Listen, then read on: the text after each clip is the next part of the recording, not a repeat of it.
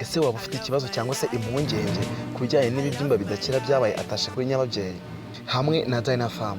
Igisubizo nta kindi ni Herba Wilson Mahlani. Herba Wilson Mahlani bishatse kuvuga iki? Ni ukuvuga ngo uyu ni umuti umwe rukumbi unique mu gushwanyaguza ndetse no gusenya ibibyimba ibyaribyo byose byabaye atashe kuri nyababyeyi.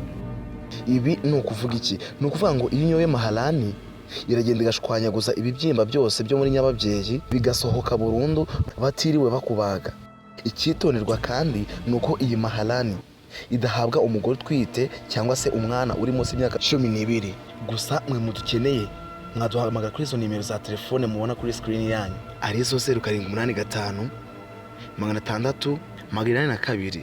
Nimutugane kubera ko hamwe na Mahlani we fight against uterus fibroids without surgery.